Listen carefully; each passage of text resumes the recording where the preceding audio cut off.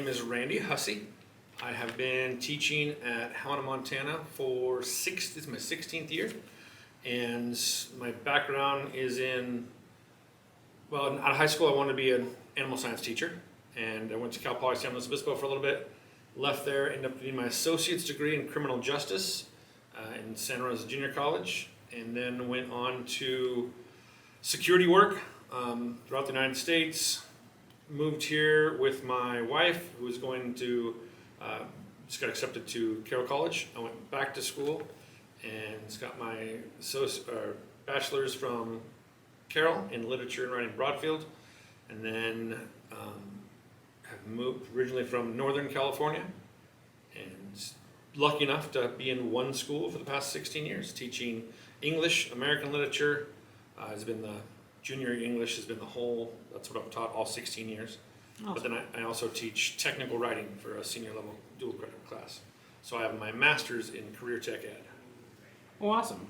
That must be quite the... It is. And it's nice having a good background, I think, because I have law enforcement, security. My wife and I met at the Olympics. I was doing security for the Olympics. Oh, really? Yeah, working with a bunch of different countries and governments and ATF, and it was wonderful. I really enjoyed the security work and that associate's criminal justice background. But I always liked teaching. Every part of every career I've ever had, I enjoyed teaching. Whether it was handcuffing and security, or it was just learning and teaching students from writing to whatever.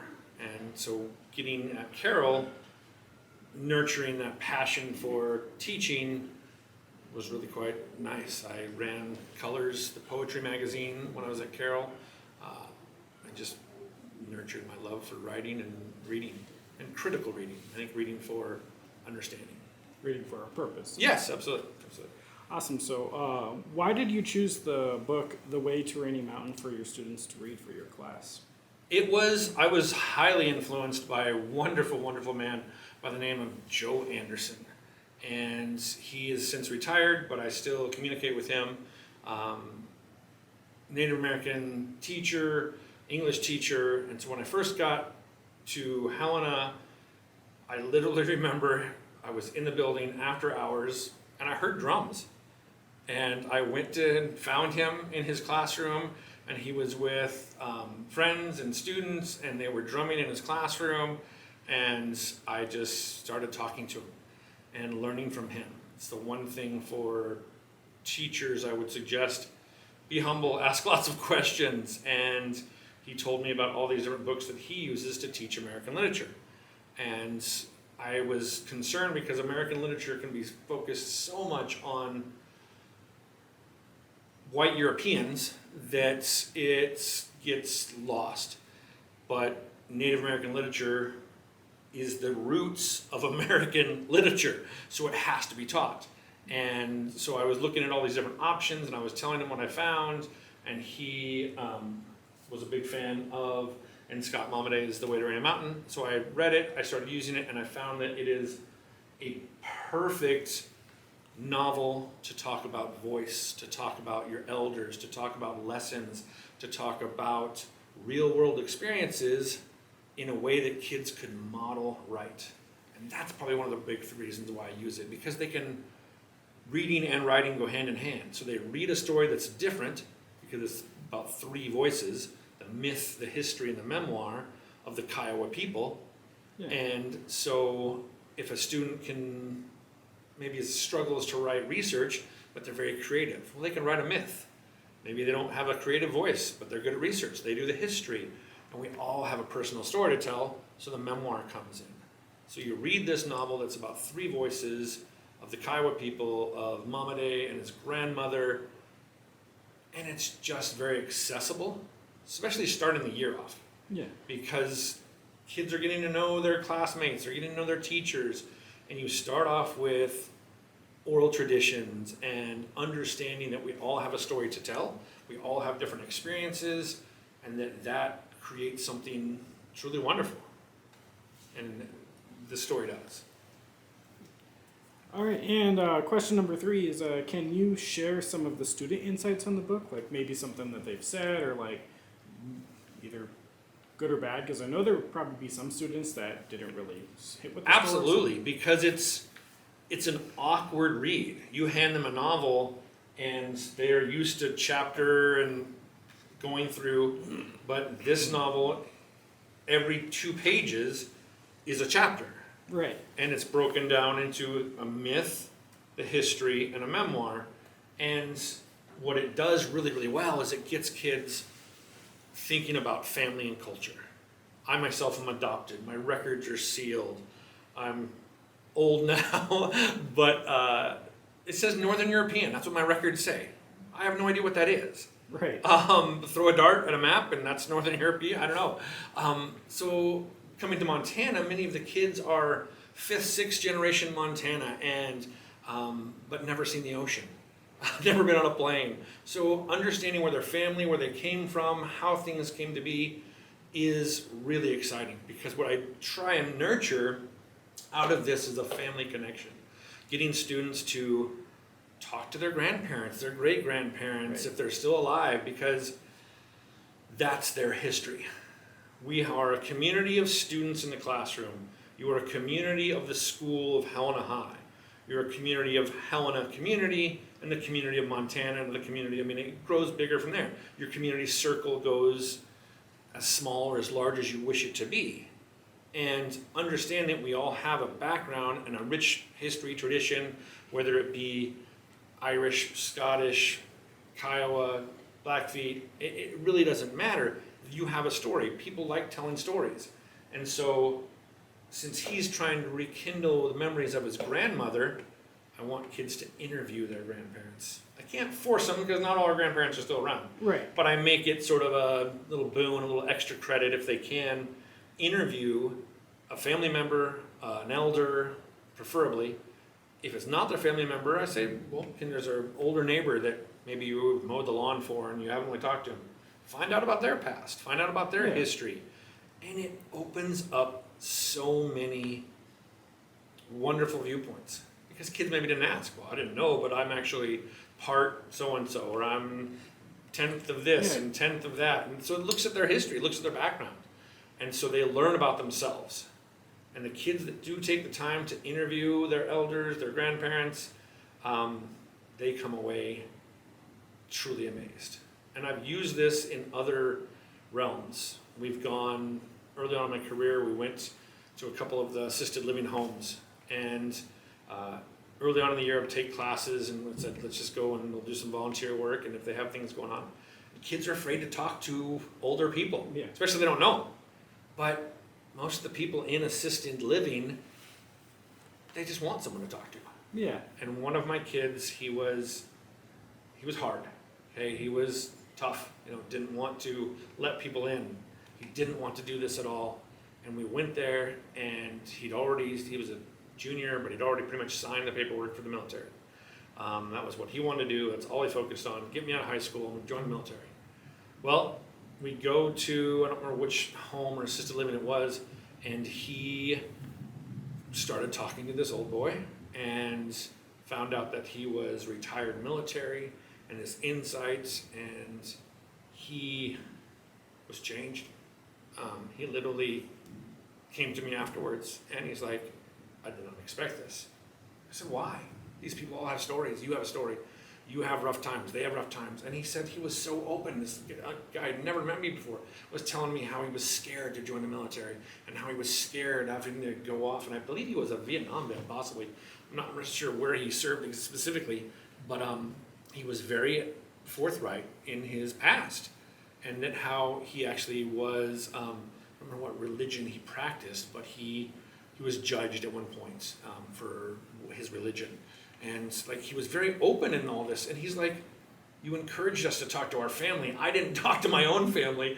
After this assignment, I talked to this guy, and I wish I would have talked to my grandparents. So that was eye-opening. It was all based on this. He's like, I wouldn't talk to my parents, but I wrote your stories. I did what you asked me to do. But then he talked to this elder, and he was able to gain some insight. And he truly, after he graduated and he got out of boot camp, he came and saw me, and he just shook my hand, and he remembered stories like this, because it is unique. Yeah, it kind of gives identity. Because It does. What I It does. see is, at least when I am working with kids, is what I see is a lack of identity, whether that's through the obsession of social media, whether that's just in general the electronics. I don't know what it is, but Right. a lack of identity, not know the background, and so kind of. And that's what's great about this, because it provides a way to write that's open to everyone. I'm a creative writer. I like to tell stories. But tell me a story. Do a creation myth. You play football? You've been labeled as a football player? Well, you're more than a football player. Yeah. You're more than a son. You're more than a cheerleader. You're more than this. So find your identity. But if that's where you want to write, well, then tell me the myth of how football started. Then do the research. Where was the first football game held? What was the score?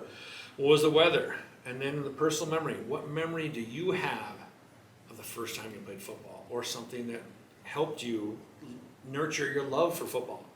And that's writing that the kids can do. And it's a great starting place. And it tells true, honest history of someone who knows the history of their people, as well as his own grandmother and his memories that he has. Yeah.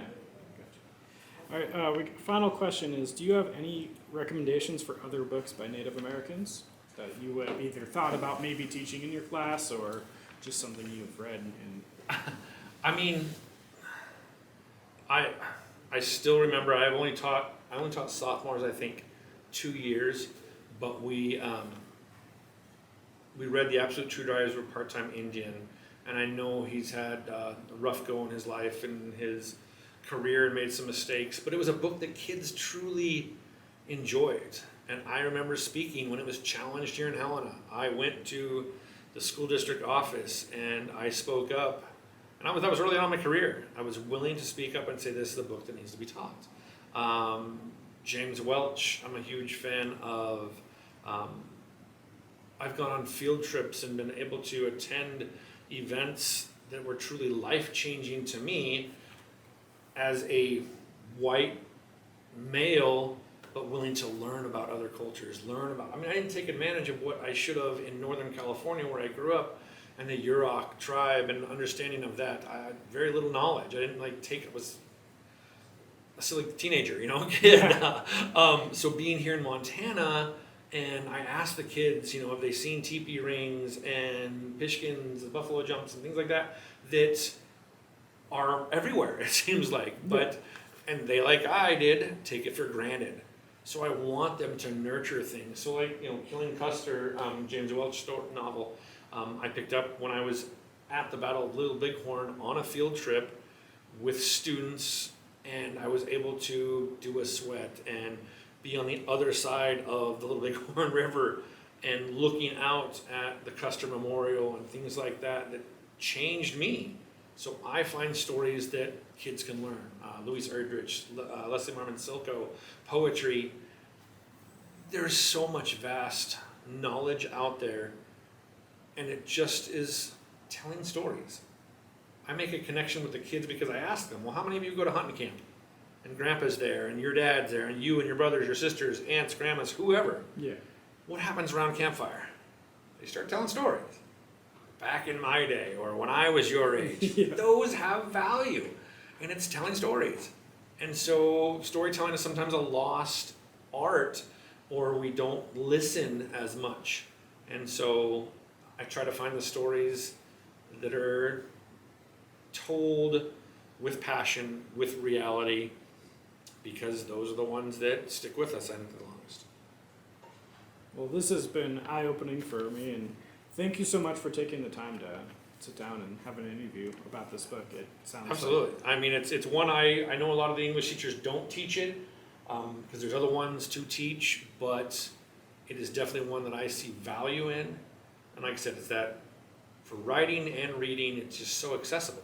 It's not intimidating. It's thin. Yeah, exactly. But yet it's accessible, and to do what I call at least that model right is truly accessible to students. Yeah, And they enjoy it. I like how through your assignments it's more personal.